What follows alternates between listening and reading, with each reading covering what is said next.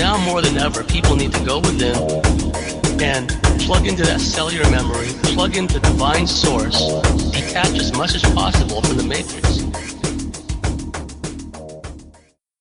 Hello again, everybody. This is James Bartley, and you're listening to the Cosmic Switchboard Show. Today, my very special guests are Naome Swan of EmbodyEnergeticEcstasy.com and Debra Jayne East from notesfromtheunderground.blogspot.com.au. No further introductions are necessary. Naome Swan and Debra Jayne East are two of the key players in our field as far as healing, as far as identifying trauma-based programming issues and the like. And we have a lot of information to share today, so we're just going to dive right into it. Debra Jayne and Naome, how are you? I'm doing great, James.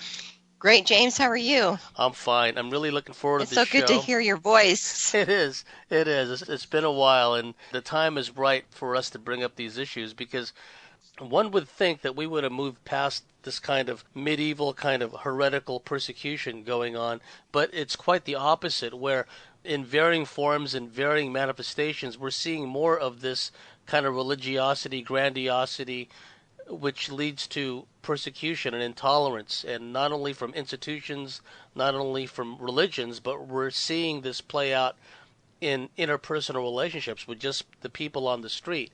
So we wanted to address some key issues. Naome, did you want to start off? Well, James, I wrote that blog, Decoding the False God, Why Am I the Bad Guy?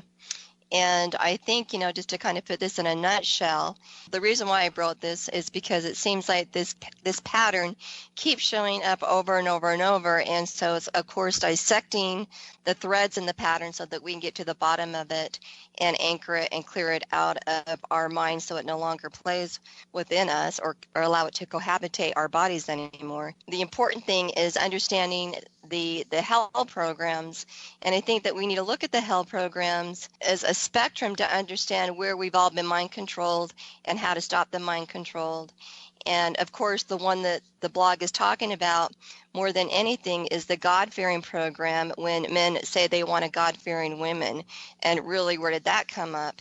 And I'm going to go ahead and hand this over to Debra, because I wasn't raised in the church. I was, pretty neutral with this religion aspect, but I really want her to share some of her stories because she understands this God-fearing program as far as the woman fearing God, because that's what she grew up in, and I think it's important that she share a little bit before we go on. I'd be glad to. I come Debra? from the Bible Belt. In the South. And so, and being a social worker too, I counseled many women within the church. So this is a topic that I know quite a bit about. And I love the blog that you did, Naome, and all the points that you brought out, because like both you and James said, this story or this problem has leaked out in so many different levels everywhere, basically in personal relationships, in churches all over the world, even over into satanic rituals that they use these same points that we're going to be going over to control people. And I really hate that, because women as a whole are very important, in a lot of things that we do, especially in ufology and in the paranormal fields, because we have a voice, and a lot of these things we've lived it. I've lived some of these things that you have highlighted in your blog. And I'd like to say, first of all, there's a lot of really good, sincere people that work within the churches. I have been in churches, and they do so much to help children, to clothe and feed, and to reach out into the community. We're not saying that this is how all churches are, but this is a dominant factor. If we look back in history, it's repeated itself over and over again. And unfortunately, the concepts of religions are man-made.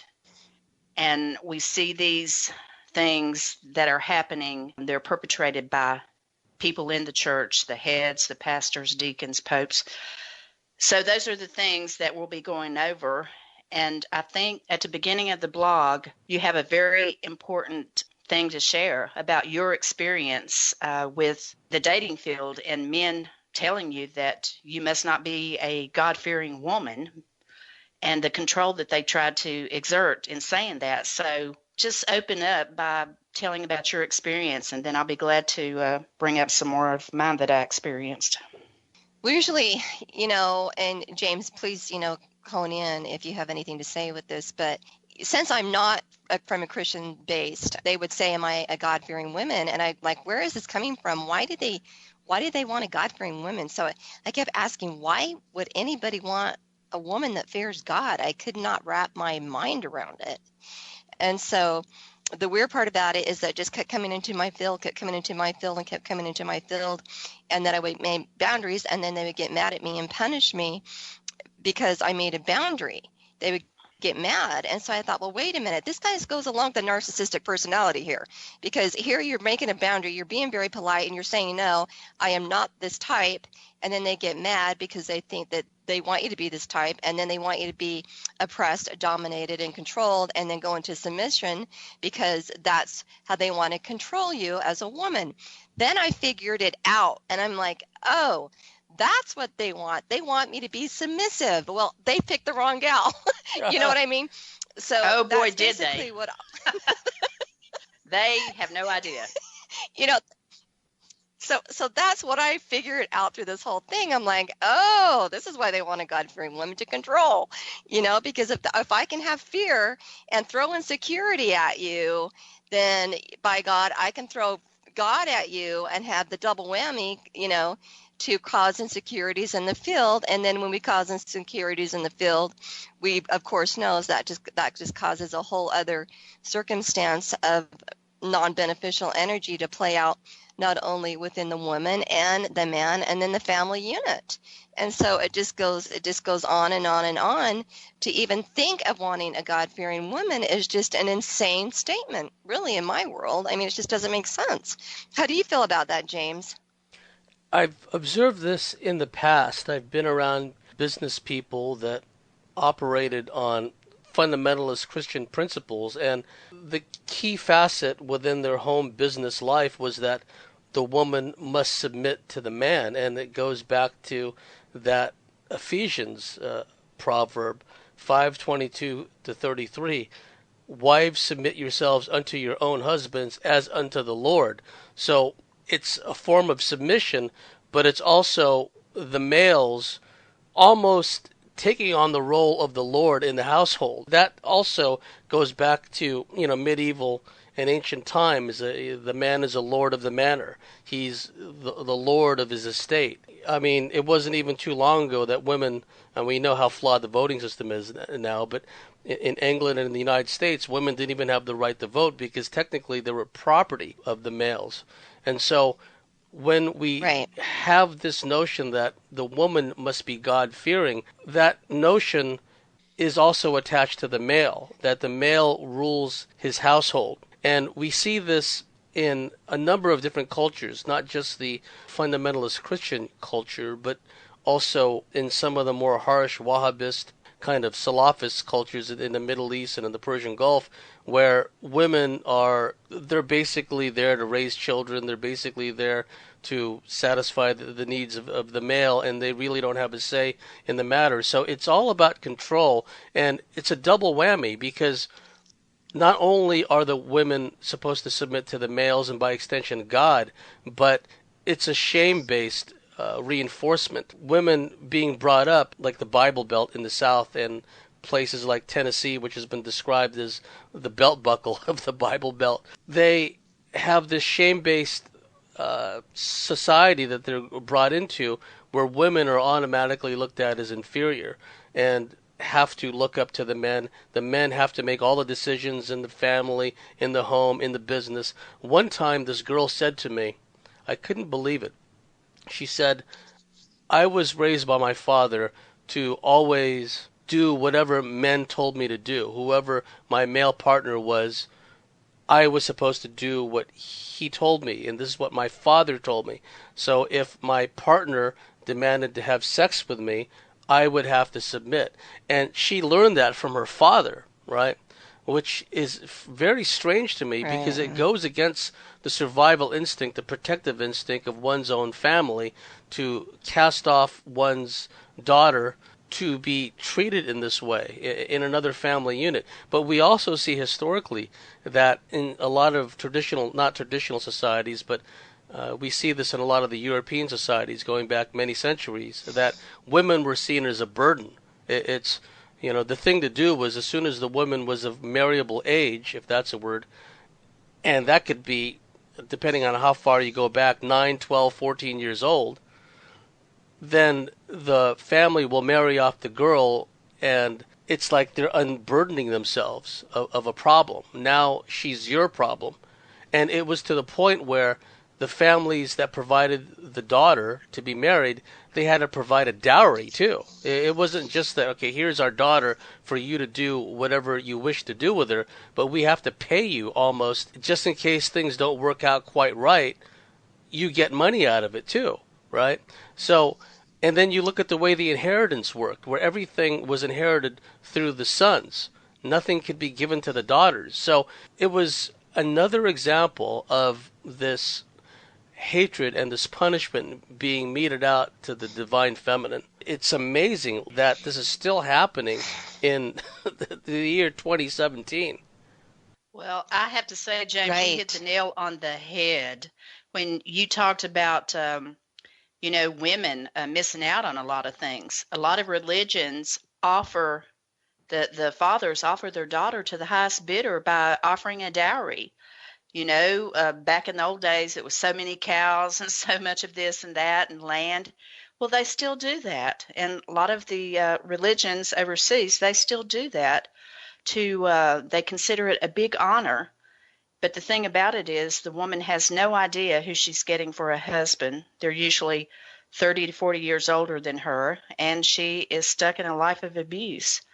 What I found out, and I agree with both of you when you talk about control, is a lot of the men in these religions have a devious agenda, Yes. and they're using the church to hide within plain sight to give people a false security. Because as a woman, and myself growing up in the South, most women figure if you're in a church, then it has to be all good. But we know from the past in the cults like David Koresh, Jim Jones, these leaders that are psychopaths and have narcissistic personalities, they morph over the written word in the Bible and they basically put their name in there. They change it from what the Bible says to what they feel is right, and they are able to manipulate the word and to convince people that what they say is true. And that's how come there's so much abuse within all of the religions. Yeah, let me make a point there because that's a key point. What Yeah. happens is we mentioned earlier how the males take on the role as of God, literally God in the family. So look at the multiplication factor in each one of those households that have this strict fundamentalist outlook and upbringing. Every male there becomes the God, the Lord, the manner of the house, and also, depending on their own predilections, they can interpret the word, they can interpret the Bible in any way they see fit, and no one, the children, especially the woman, are not allowed to question in any way. I agree. I've seen that over and over and over the years because I've tried to get into the Bible throughout my whole life and I keep getting kicked out. And I don't know why. I tried again and I keep getting kicked out. So I agree because I've come across these men that I've asked, or other people, even women, I've asked about the Bible, and it's all these misinterpretations, and it's just really kind of very, very confusing out there. And so I just kind of follow my heart and kind of done my own thing. But what I find interesting is, the woman that I'm talking about in the blog with Stacy, what the Stacy person went through as far as here's her and her husband, teaching the Sunday school class, and Stacy's feeling very safe and secure because here she is teaching this class with her lovely husband in this happy marriage, and little does she know that her husband is having an affair with her best friend. And one thing I've seen in the churches, I've seen this a lot, and it's fascinating to me. And then what I've also seen, and I also want to hear this piece, Deborah, too, when you're ready, when I get done here. So what I've seen, though, is fascinating, is they will have these affairs and they will do these things, and then they go to church and they do a communion with whoever the pastor is or whatever, and then they think they get a gel out of free card for the week. And, just because they go there and say, hey, I did this, they think they're free because they confess their sin. They continue to do the same action, the same action, the same action. What I think is just really a big joke out there when I saw this in the small town that I lived in. Because, it was a small town, so it was very, very easy to see. There was a lot of gossip. There was a lot of stuff that went on in that town to really see. It was a town of 25 churches and 25 bars in a town of 5,000 people. And so, you really got to see really what happened on, the smaller secular, and then it happens, of course, on the bigger. So, Debra, what's your take with this Stacy and, what she went through? And then her husband has an affair with their best friend when, in fact, she thinks that, they have a really good marriage. I mean, I think it's going along with what you're saying. There's this, what I call the storefront deception again. Here she's feeling safe. I mean, what's your take on that, on her story?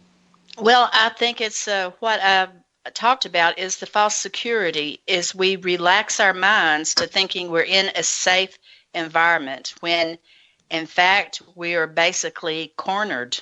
We are cornered in the wolf's den, and we have no idea, because people like Stacy and lots of other women that I have counseled myself, they are taught something that is their total undoing in getting out of it.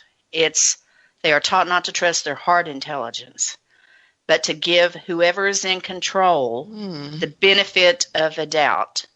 And I know that you speak a lot about heart intelligence, and I think it's very important because, as we've spoke about in other shows that we've done with your other blog articles, the universe will show us, what to do. You speak about that many times, and that has helped me.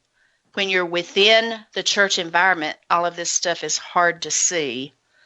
So, for instance, my daughter, when she was 14 or 15, she was stalked with a pedophile that was in the church. And you think, oh my gosh, what is a pedophile doing in the church? But if you think about it, they are there in a closed environment because everybody thinks that they are safe. They have access to young people, to young children. So I think because of what Stacy experienced and because of her being in church, for so long, and her having the false security, that basically all of this stuff just sneaked up on her in plain sight. And she was looking at it, but I think she had no idea that it could be so bad in behind the scenes. But, James can probably speak about this. Look at within the Catholic Church. Look at all the pedophiles that are in the church. And families think that their children are safe, but that's not the factor, is it, James? Yes, because what they've done is they've created this closed institution where everything is presented as the truth by the governing institution. And by necessity, everyone that's there in the congregation, everyone who attends these Catholic churches as churchgoers, they automatically submit their will, they automatically give away their power to this institution, which has been around for over 1,000 years now. And so, even though in today's modern world we know very much about the widespread pedophilia, because of the fear programming, because of the shame programming, which may have been imprinted karmically lifetime after lifetime with some of these people. Because one of the key proverbs that Naome wrote in her very key article, Decoding the False God and Narcissistic, Why Am I the Bad Guy, is, the fear of the Lord is the beginning of wisdom, and knowledge of the Holy One is understanding. And so it begs the question, well, who is the Holy One? And why did we have to have fear as the beginning of wisdom? And you look how it was applied in Stacy's case. Stacy's best friend had an affair with the pastor, Stacy's husband, and then when when it was obvious Stacy had found out about this dynamic, Stacy was the one that was ostracized. Stacy became the bad guy, but because of the the way the institution works, the way the cliques form, the way the gossip rumor mill works, it was very easy for a person in authority, i.e. the pastor, to say, she is the malefactor. She's the one that turned against us. She's the one that's trying to divide and conquer us and disrupt us. And so, because of the fear, the inherent fear and the submissiveness that all the church members have, they really don't have anything other than a default setting to turn against Stacy. And Stacy becomes the outcast, you see. And what we see also is that is a slippery slope, because in the past I've studied the witch hunts, and the witch hunts lasted for centuries, and it led to the murder of millions. Some people say only 30,000 women and children, young girls, but that is a radical underestimation. I'm sure that was written by a male. It was actually in the millions, and a lot of times the women that were falsely accused of being a witch, were nothing more than women who spoke their mind, women who were not submissive, or women who held property, or women who were set to receive an inheritance, and in variations thereof. So the males would collude and say, okay, this old spinster or this older woman who has no family to protect her, she has all this property, let's call her a witch, let's burn her at the stake, and we'll divide up the spoils. That happened a lot, because what we saw with the witch hunts was, this was the full extreme manifestation of the reptilian concept of human ownership and the reptilian concept of hatred and punishment meted out to the divine feminine. And it was always males, invariably males, who did the accusations. It was males who carried out the sentences. It was males that were behind it all. And these were hosty males, often with that religiosity programming, with that scrupulosity programming, where outwardly they're God-fearing, outwardly they're Christian males, but really they were using their positions of influence to enrich themselves and to give vent to that sadistic impulse within them. And so this is why to this day the Catholic Church is the way it is.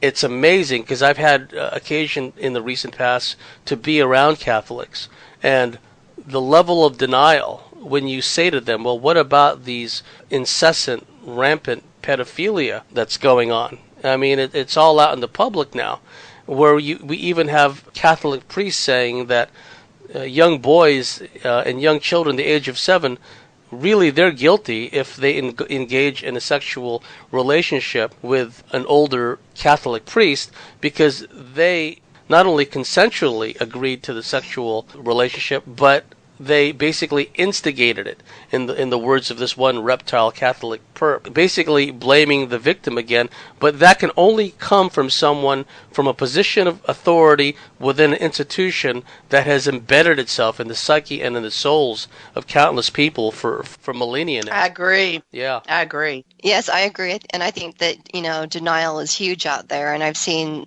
just some of these excuses that come out of the mind control patterns, that it is pretty mind-blowing. But I think that, this is why we're doing these shows, is so that we can open stuff up even more to get to the bottom and the root of all of this insanity that on some level we've all created in very many lifetimes. And now we get to recreate into the truth. And I would just like to do that a little bit more on my blog. And when I was writing it, this proverb, again, I don't know the Bible, this landed in something I was on my email or something. I'm just like, where did this come from? And I'm like, oh, it goes in the blog with this God-fearing program. And then I started reading it, and really, when you look at the proverb and pervert, they go really hand in hand, because the God-fearing program is what creates the pervert. Yes. Because the pervert is what becomes, oppressed within himself, and then the grandiosity happens, and then within the grandiosity, then the justification happens, and then the pedophile happens. And it's just this vicious circle that goes around and around and around, or Or let's just say if it doesn't even go as deep as that, then it can still go to the false god programs of, the Superman, let me save you program. So it's all these different perversions out there that really are that causes the insanity and really the sickness and the infestation that we're all watching right now coming, really up in front of our eyes. And so I believe that's what's going on too with a lot of this, bringing the denial up so that this is no longer, the elephant in the room, and that we can all unplug from it and allow it to no longer drive us, because it doesn't matter if I'm not in the Bible this lifetime or not. I was in the Bible in another lifetime. So this very program is giving everybody an energy transmission to unplug. When I mentioned I had occasion to be around Catholics, I had attended a Catholic wedding, and this was not too long after Easter. Now, think about the whole concept of the crucifix, where you have Jesus eternally tormented on the cross. It's not a cross, it's a crucifix, which was created first by the Carthaginians as a way of torturing people and making the torture last for days on end until they finally succumb. One of the things that happens when people are crucified is they suffer an embolism and they basically drown in their own fluids in their lungs because of the way they're positioned, and they can't adjust themselves, right?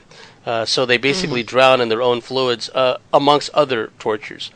And so what the Catholics have done, and this is truly satanic, is Easter is supposed to be about the resurrection of Jesus Christ, but what they've done by affixing him onto the crucifix, and this could be a handheld crucifix, it could be a crucifix worn around the neck, or it could be a large crucifix that you see in a church. What it's doing, and pay attention, Catholics, it's denying the resurrection, all right? Because that's one of the main tenets of that religion. And the Christian religion in general is the resurrection of Jesus. But by putting Jesus on the cross, on the crucifix, what they're saying is you're going to see Jesus in eternal torment forever. Forget about the resurrection. That ain't going to happen. This is just going to be Jesus in eternal torment, and the underlying message is this is what's going to happen to you, the believers, right? Because it's all fear-based. It's all about imposing this fear. How it filters down to the pastors, the ministers, the Catholic priests in extremis. We saw this with the witch hunts, where because they feel they have this God-given power and they're speaking on behalf of God and they're the arbiters of God's rulings and God's laws. Wow. Ego activation, the grandiosity, and the perversity, because one of the facets of the religiosity is the dogmatism, the OCD thought loops, the mantras that are said over and over and over, right? And so all of those things. That's fascinating. Well, yes, and also it's a lineage thing. People are born and bred to be priests. Yeah, and exactly. So there's a bloodline hybridization aspect that goes back to the ancient priesthoods, the reptilian priesthoods going back countless millennia. So what you have then is these pastors and these priests that have a godlike authority, where in the past, and still to this day in places around the world, they have the authority to order the execution of people. They have the authority to determine who gets married to who. And it's a very godlike power. It's intoxicating. And they have the godlike power to take life. They have the godlike power to abuse the innocent and to rape and defile young children without any risk of consequences. Right? I mean, look at a guy like Father Junipero Serra. When I grew up in Daly City, California, you looked up on the hill and there was a big cross, right? Because that was right by, Father Junipero Serra High School, I think it was, right? And who was Father Junipero Serra? He was a Spanish priest, and for his kicks, he would molest young Indian girls. And then, in order to expiate himself of his sins, he would have one of his underlings tie him to a post, and he would be whipped. Okay? So what we're talking about is a guy who's a full-on Draco hybrid who assaults little Indian girls, and in order to relieve himself of the sin, but really it's the pain-pleasure thing, right, going on. Mm-hmm, He mm-hmm. has his underlings whip him to the point where he's bloody. And we see this also in some of the extreme Catholic manifestations, like in the Philippines, where in the days leading up to Easter, again, denying the resurrection, these people, they nail themselves onto crosses and they carry them around through villages where, the streets are lined with people and they got blood and they got like a hat of thorns and the whole bit, and they're literally stigmatized with nails driven through their hands and whatnot. And it's all self-flagellation. It's all narcissistic self-indulgence. The entities working through them feed off this. An energy is created, right? Right, And everyone that's watching it, anyone that's part of that energy field, they get swept up in it. And it's a yearly thing in the Philippines where they do this. Wow, I didn't know that. Wow. That is incredible. Well, right. I mean, it is incredible. And I think, it's where they use God as a weapon. Yes. And I think that is, even in like Stacy's case too, and, just in that other scenario, when you put that together, that was also kind of a weapon, making her the bad guy. And so what that does to the intellect and to the person is they learn not to trust God, because God now becomes this unsafe punishment. And then we walk around in this, insecure world, just being ready to punishment, and we can't trust anything because God is weaponry out there. That's what the whole mind program is. And it's very arbitrary and it's very selective, the way the punishments are meted out, because clearly Stacy's husband was the bad guy.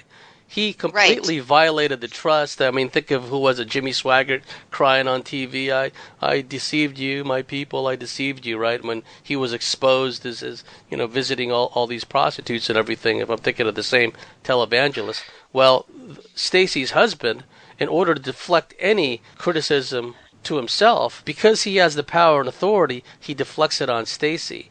And because of the herd mentality, all the fear, this witch hunt kind of mentality ensues, and she's ostracized. And when we see something that's a similar dynamic too, okay, you're in Utah, so Naome, so you have the Mormon church there, right? It's very selective. Like, one of the basic tenets of the Mormon church is that this angel, quote unquote, Moroni, the way Moroni is described, this big white salamander-looking being with wings, gee, that sounds like a white Draco to me, okay? Right. But that's just me.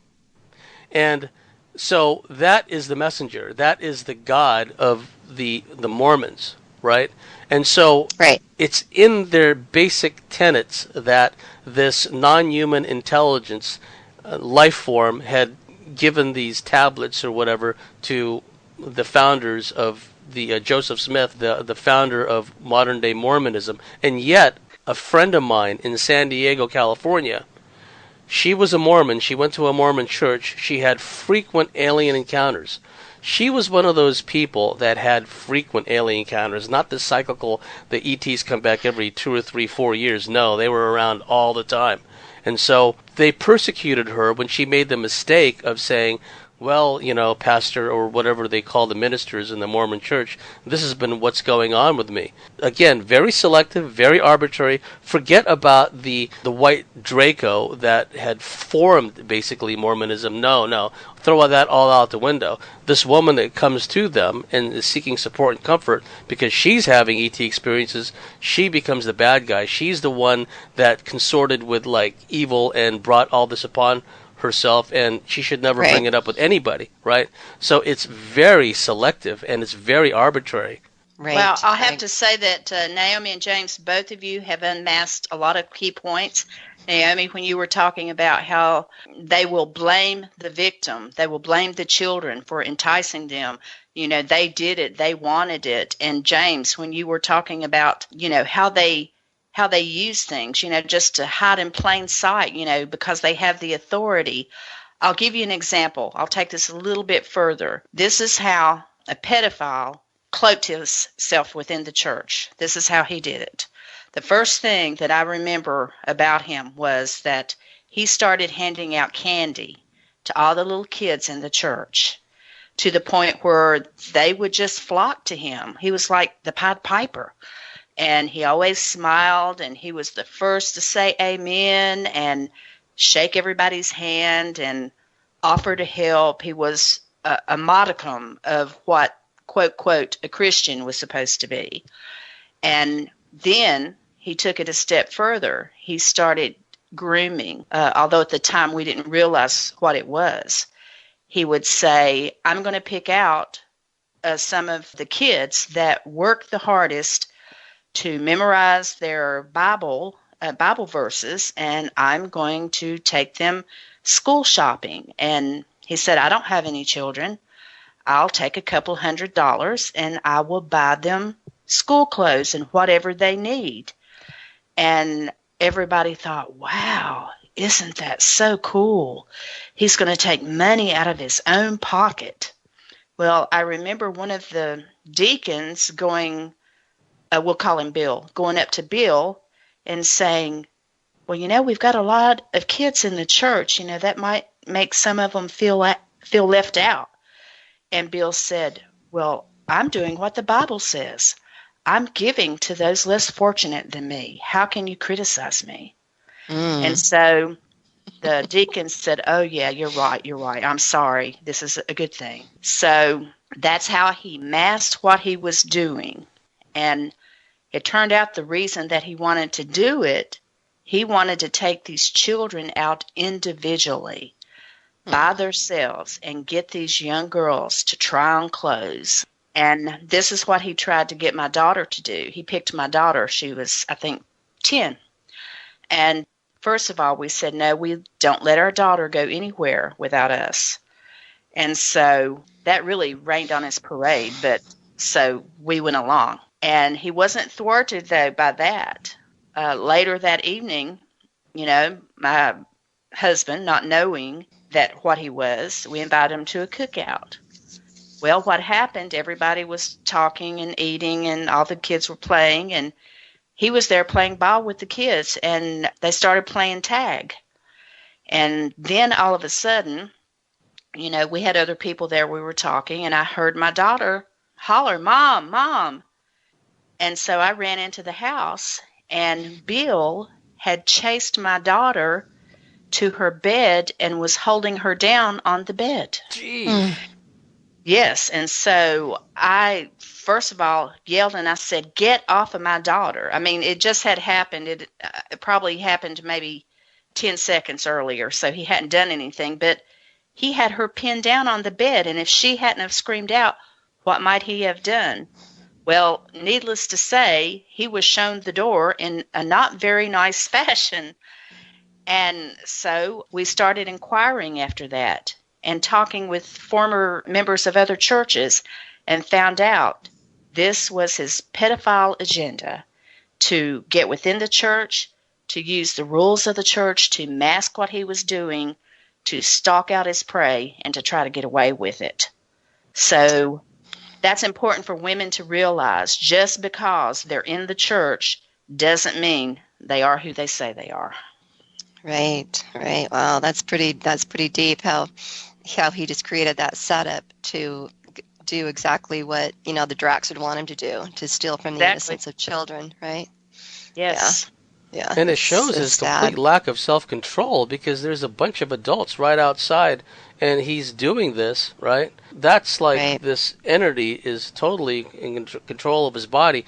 Had he succeeded, and I'm sure he, I hate to say it, but chances are he probably had succeeded with other children over the years. He did. Yeah, what he would have done immediately is, you will not tell anyone, you're going to be punished, harm is going to come to you, and then it was blaming the victim, where the fear, the shame, and the guilt, that's the normal tenets that are preached in the religion anyway, they're reinforced. Now the kid has got double mixed messages, if that makes sense, where You're right. He's already full of shame. He's already full of guilt. He's already full of the religiosity. Now he or she has been violated, but a double whammy. If he tells anyone, he's going to be the one in trouble, right? That's so devious. It's devious. And one of the things he told the children in the other church that he abused, when they complained about him fondling them, he said, if you tell anybody, I'll never help another child in the church, and they'll do without. They'll have no clothes. They'll have no food.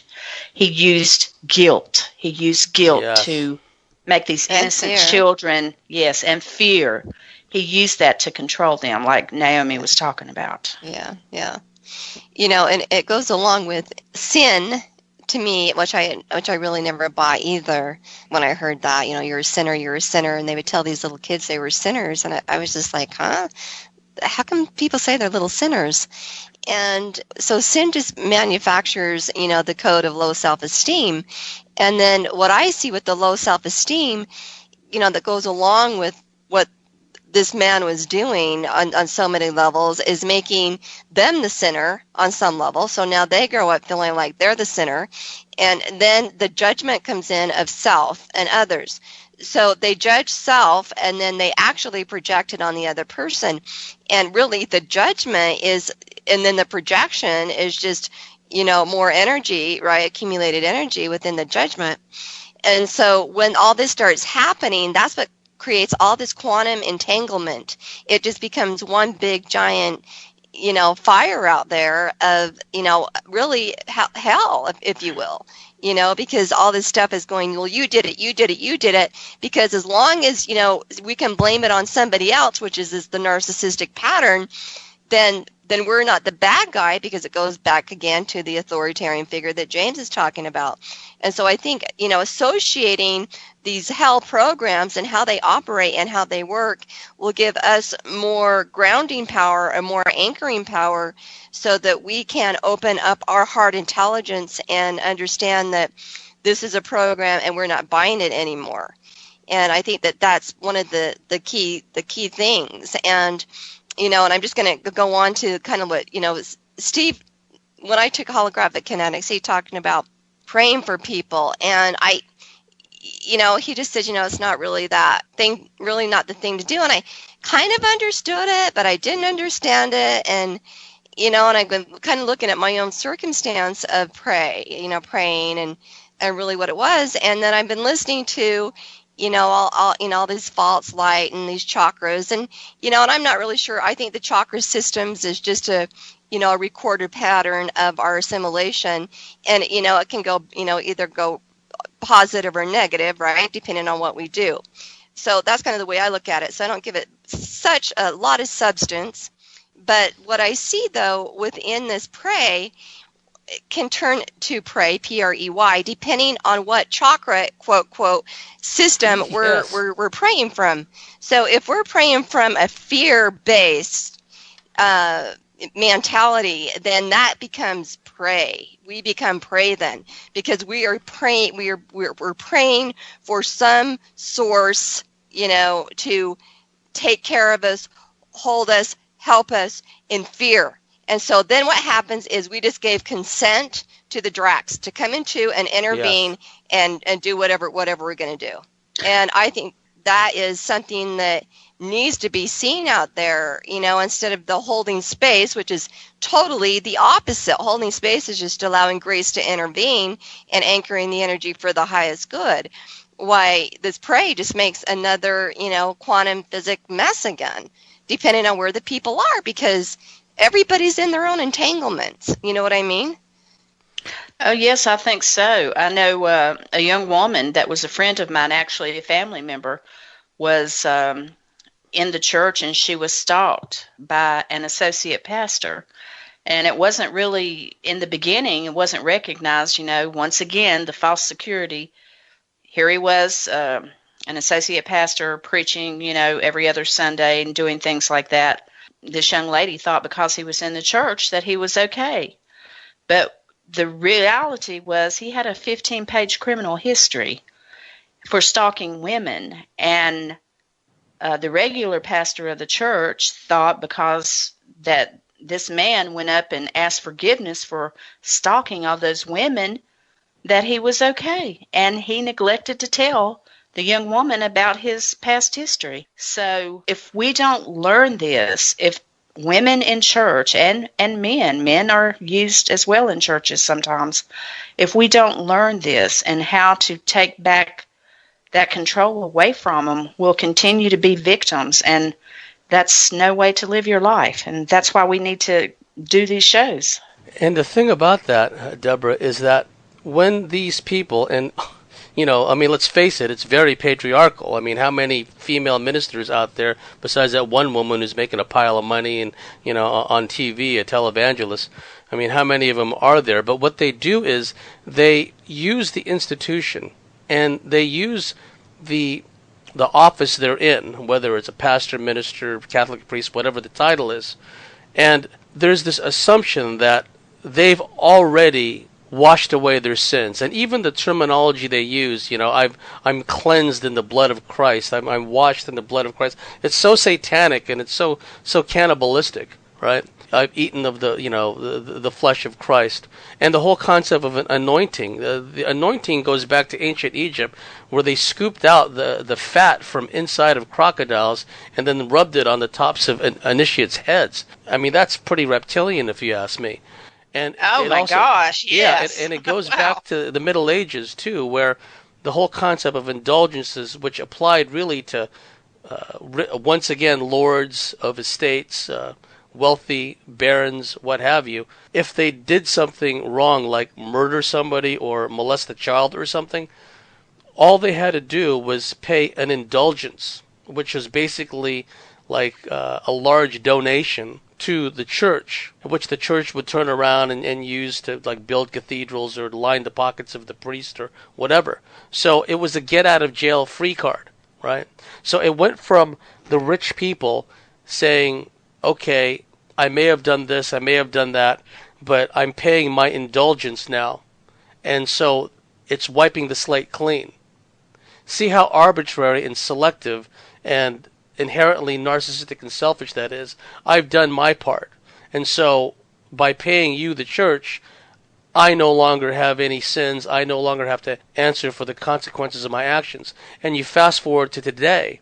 You have these people in these positions of power, and imagine the inherent narcissism and arrogance it would take for many of these people to even want to be a priest. This assumption that I can be the spokesman for God. I can presume to bestow all this religious, spiritual information to all these people who are, by dint of the nature of the institution, are inherently inferior to me, right? And so by this priest saying, well, I confess my sins. Well, who did he confess his sins to? Another pedophile priest? He confessed it alone right. In a dark room to himself and his Draco God. Who did he do this to, right? And so it's this whole washing away of the sins in the name of Christ. And I've seen this before, where they used to call it, and they still do, I suppose, this holier-than-thou attitude, where they adopt this superior, highfalutin mentality and attitude towards others because they're seen as being a church-going person, a God-fearing person, living their life by the holy book, and then they have all these obedient, pretty much mind-controlled children and obedient, submissive wife by their side. Within the confines of that institution and that society, they're looked upon as a pillar. But behind the facade, as we pointed out earlier with Stacy, we have all this weird and illegal and blatantly wrong stuff going on. But they can wave the magic wand at any time and say, cleansed by Christ. I've, asked for forgiveness of my sins, reset, right? No one else can do this. And look at the shell game that the Catholics do, where they just move these priests from one place to another. They don't even go through the pretense. They rotate them. They rotate them. They don't even go through the pretense of saying, well, he's a bad guy, we slapped him on the wrist. They're protected. No, they're protected within the church. Because that's the nature, the predatory nature of, and that's why the church is as rich as it is too, the Catholic Church. So, in the time we got left, Naomi and Debra, in the first half, because the subject matter is manufacturing hell programs, and to the listeners, it's a very specific title because hell is this place created by the church. Now, to be sure, there are these lower nether dimensions, okay? We're not, disputing that. But what they've done is, through the concept of original sin, and again, it's very selective, these priests who are pointing out everyone else as being sinners, they act as if they didn't come into this world through the result of a sexual union between their parents. It's somehow they slip through the cracks and they're clean, They don't have original sin. And so the Manufacturing the Hell program is all about bringing hell on earth, inculcating that mindset to all the people that go to the congregations, all the people that get into the orbit of these churchgoers, right? And so in the time we got left in the first half, do either of you want to comment on that? I have just one quick comment. This is really nothing new, because even Jesus said, men praise me with their lips and not their heart. Yes. Meaning anybody can say anything. They can make up any crap, but in their heart, there's no true repentance. Naomi? I think with this first hour, I'm looking forward to going to the next hour with some, other codes that we can look at and go deeper into these codes to unravel a lot of this infestation. And I think that understanding with me and what we've all talked about, the different analogies has given me, from not being even a church-going person, I can basically feel in my system, past lives unraveling. So I just want to thank both of you for this opportunity to clear this out of my system. I'm looking forward to the second hour as well. Yeah, so am I. Ladies, would you want to give the listeners your website information and how they can contact you? You can contact me on Facebook at Naome Swan with an E on the end of Naomi. And my website is embodyenergeticecstasy.com. And I'm there, and I provide energy services, seeing this energy to unravel and clear it out of people's space so that they are no longer dragging it around with them, causing hell in their world, basically. Go ahead, Deborah. Well, you can reach me on Facebook as Debra Jayne East, and my blog is notesfromtheunderground.blogspot.com. And anybody that wants to get in touch with me, I'll be glad to help. Not only talk about things like this, but also work with abductees. So feel free to contact me. And I can personally vouch for Naomi and Debra. They are dear to me. I always have them in my heart because I know they're coming from a heart-centered, organic source place. And they do this because they know that there are people out there that they just need a little bit of help, just need a little bit of encouragement, insight, guidance, and then the people that are going through these challenges can self-navigate on their own. And so what Naomi and Debra are great at are helping people become leaders in their own right, helping people not to become followers, but to become reintegrated, healed, and go out there and make a difference in this world. And we are, all of us, making a difference, including you, our dear listeners. So we've reached the end of the first hour. If you like what we do, if you believe in what we do here at the Cosmic Switchboard, please go to thecosmicswitchboard.com, sign up, and become a member, and we'll see you at the top of the next hour.